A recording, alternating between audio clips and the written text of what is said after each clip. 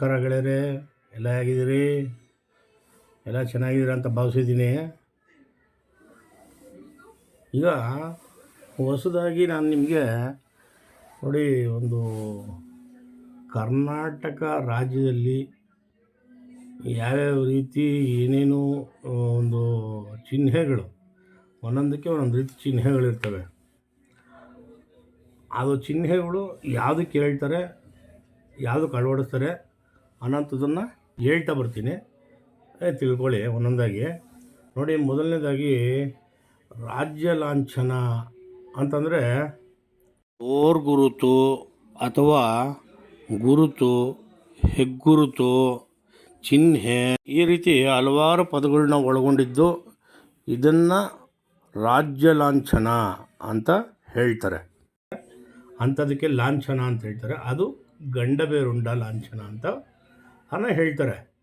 ಹಾಗೆ ರಾಜ್ಯದ ನಾಡಗೀತೆ ಅಂತ ಕರೀತಾರೆ ಅಂತಂದರೆ ಜಯ ಭಾರತ ಜನನಿಯ ತನುಜಾತೆ, ಜಯ ಹೇ ಕರ್ನಾಟಕ ಮಾತೆ ಅಂತ ಹೇಳುವಂಥದ್ದು.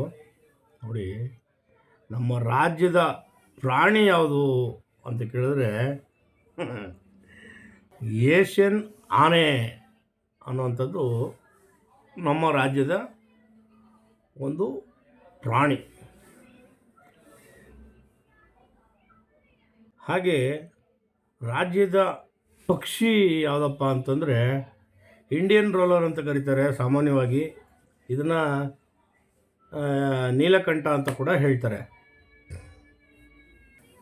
ಹಾಗೆ ರಾಜ್ಯದ ಚಿಟ್ಟೆ ಅಂತ ಹೇಳ್ತಾರೆ. ಇದಕ್ಕೆ ಸದರ್ನ್ ಬರ್ಡ್ ವಿಂಗ್ ಅಂತ ಹೇಳ್ತಾರೆ. ಸದರ್ನ್ ಬರ್ಡ್ ವಿಂಗ್ ಅಂತ.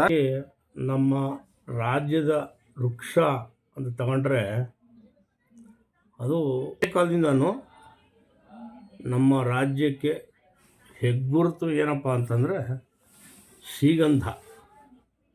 ಶ್ರೀಗಂಧದ ಮರ ನಮ್ಮ ರಾಜ್ಯದ ವೃಕ್ಷ. ಹಾಗೆ ನಮ್ಮ ರಾಜ್ಯದ ಹೂವು ಯಾವುದಪ್ಪ ಅಂತಂದರೆ ಸಿಂಪಲಾಗಿ ಹೇಳ್ಬೋದು, ಕಮಲದ ಹೂವು ಅಂತ. ಕಮಲದ ಹೂವು ಅಂತ ಹೇಳ್ಬಿಟ್ರೆ ಇವಾಗ ಕೆಲವ್ರಿಗೆ ಉರಿದೋಗ್ಬಿಡ್ತೈತೆ. ಆದರೂ ಕೂಡ ನಾವು ಹೇಳಲೇಬೇಕಾಗುತ್ತೆ. ನಿಮಗೆ ಒಂದು ಪರಿಚಯ ಮಾಡಬೇಕು ಅನ್ನೋವಂಥ ಕಾಳಜಿಯಿಂದ ಹೇಳ್ತಾ ಇರೋದು. ಇದು ಬೇರೆ ನಿಟ್ಟಿನಲ್ಲಿ ಬೇರೆ ರೀತಿಯಲ್ಲಿ ಹೇಳ್ತಾ ಇಲ್ಲ, ಅದನ್ನು ತಿಳ್ಕೊಳ್ಳಿ, ಮನಸ್ಸಲ್ಲಿ ಇಟ್ಕೊಳ್ಳಿ. ಹಾಗೆ ರಾಜ್ಯದ ನೃತ್ಯ ಯಾವುದಪ್ಪ ಅಂತಂದರೆ ಯಕ್ಷಗಾನ ಕಲೆ ನಮ್ಮ ರಾಜ್ಯದ ನೃತ್ಯ. ಹಾಗೆ ನಮ್ಮ ರಾಜ್ಯದ ಮೀನು ಯಾವುದಪ್ಪ ಅಂತಂದರೆ ಕರ್ನಾಟಕ ಕಾರ್ಪ್ ಅಂತ ಹೇಳ್ತಾರೆ. ಕೊರಚ, ಗುಂಡಾಯಿ, ಮಂಚಲ, ಗಿಡ್ಡಕ್ಕೆ, ಹೀಗೆ ಒಂದಷ್ಟು ವಿಧಗಳಿದೆ. ಇದು ಕರ್ನಾಟಿಕ್ ಶಾರ್ಪ್ ಅಂತ. ನಮ್ಮ ರಾಜ್ಯದ ಹಣ್ಣು ಯಾವುದಪ್ಪ ಅಂತಂದರೆ ಮಾವು ಅಂತ ಯಾರು ಬೇಕಾದರೂ ಹೇಳ್ತಾರೆ. ಮಾವಿನ ಹಣ್ಣು ಎಲ್ಲರಿಗೂ ಇಷ್ಟ, ಮಾವಿನ ಮಾವು ಅಂತ ಹೇಳ್ತಾರೆ. ಹಾಗೆ ನಮ್ಮ ರಾಜ್ಯದ ಧ್ಯೇಯವಾಕ್ಯ ಏನಪ್ಪ ಅಂತಂದರೆ ಸತ್ಯಮೇವ ಜಯತೆ ಅಂತ. ರಾಜ್ಯದ ಧ್ವಜ ಹಳದಿ ಮತ್ತು ಕೆಂಪು ಬಣ್ಣದ ಬಾವುಟ, ಇದು ರಾಜ್ಯದ ಧ್ವಜ. ಹಾಗೆ ರಾಜ್ಯ ರಚನೆಯಾದಂಥ ಸಂದರ್ಭ ಯಾವಾಗಪ್ಪ ಅಂತಂದರೆ ನವೆಂಬರ್ 1, 1956ರಲ್ಲಿ ನಮ್ಮ ರಾಜ್ಯ ಸ್ವತಂತ್ರವಾಯಿತು. ಕರ್ನಾಟಕ ಅಂತ ಮೈಸೂರು ಪ್ರಾಂತ್ಯವನ್ನು ಒಟ್ಟುಗೂಡಿಸಿ ಕರ್ನಾಟಕ ಏಕೀಕರಣಗೊಂಡು ಅದಕ್ಕೆ ಕರ್ನಾಟಕ ಅನ್ನುವಂಥ ಹೆಸರಿಟ್ಟಂಥದ್ದು ನವೆಂಬರ್ 1ನೇ ತಾರೀಕು 1973ನೇ ಇಸ್ವಿ. ಇದು ದೇವರಾಜ ಅರಸು ಅವರು ಮಾಡಿದಂಥ ಒಂದು ಸಾಧನೆ. ಹಾಗೆ ನಮ್ಮ ರಾಜ್ಯದ ಆಟ ಯಾವುದಪ್ಪ ಅಂತ ಅಂದರೆ ಹಾಕಿ ನಮ್ಮ ರಾಜ್ಯದ ನದಿ, ಮೂಲ ನದಿ, ಜೀವನದಿ, ದೇವನದಿ ಅಂತ ಯಾವುದಪ್ಪ ಅಂತಂದರೆ ಅದು ಕಾವೇರಿ. ಕಾವೇರಿ ನಮಗೆ ಜೀವನದಿ, ಜೀವಜಲ ನಮಗೆ, ಹಾಗಾಗಿ ಕಾವೇರಿ. ರಾಜ್ಯದ ಭಾಷೆ ಯಾವುದಪ್ಪ ಅಂತ ಅಂದರೆ ಸಿಂಪಲ್, ನಾವಿವಾಗ ನೀವು ಎಲ್ಲ ಏನು ಮಾತಾಡ್ತಾ ಇದ್ದೀವಿ ಅದೇ ನುಡಿಗನ್ನಡ, ನಡೆಗನ್ನಡ, ಬಾಳ್ಗನ್ನಡ. ಹಾಗೆ ನಮ್ಮ ರಾಜ್ಯದ ರಾಜಧಾನಿ ಯಾವುದಪ್ಪ ಅಂತಂದರೆ ಬೆಂಗಳೂರು ಅಂತ ಯಾರು ಬೇಕಾದರೂ ಹೇಳ್ತಾರೆ. ರಾಜ್ಯದ ಸಾಂಸ್ಕೃತಿಕ ನಗರಿ ಅಪ್ಪ ಅಂತಂದರೆ ಮೈಸೂರು ಅಂತ ಹೇಳ್ತಾರೆ.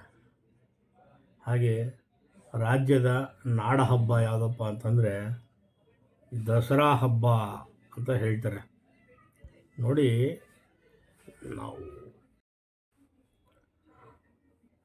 ನಾವು ಏನೇ ಮಾಹಿತಿ ತಿಳ್ಕೊಂಡ್ರು, ಎಷ್ಟೇ ತಿಳ್ಕೊಂಡ್ರು, ತಿಳಿಬೇಕಾಗಿರ್ತಕ್ಕಂಥದ್ದು ಭಾಳ ಇದೆ.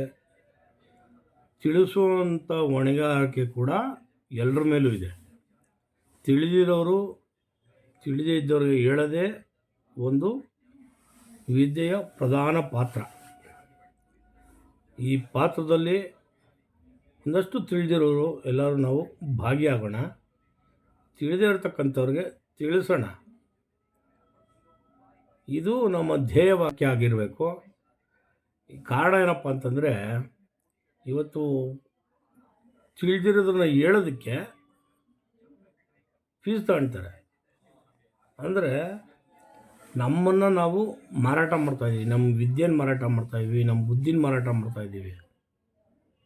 ಇದು ತಪ್ಪು, ಅನಾಗರಿಕತೆಯ ಲಕ್ಷಣ ಇದು. ವಿದ್ಯೆ ದಾನ ಮಾಡಿದಷ್ಟು ನಮ್ಮ ಬೆಳವಣಿಗೆ ಜಾಸ್ತಿ ಆಗ್ತಾ ಹೋಗುತ್ತೆ ಅಂತ ಹಿಂದಿನ ಕಾಲದಲ್ಲಿ ನಮ್ಮ ಗುರುಗಳು, ಋಷಿಮುನಿಗಳು ಎಲ್ಲರೂ ಹೇಳ್ಕೊಳ್ತಾ ಬಂದಿರತಕ್ಕಂಥದ್ದು. ಇಲ್ಲೇನಪ್ಪ ಅಂತಂದರೆ ವಿದ್ಯೆನೂ ಮಾರದೆ, ತಿನ್ನೋ ಊಟನೂ ಮಾರದೆ, ಮನುಷ್ಯನೆಲ್ಲ ಪದಾರ್ಥಗಳು ಮಾರದೇನೆ.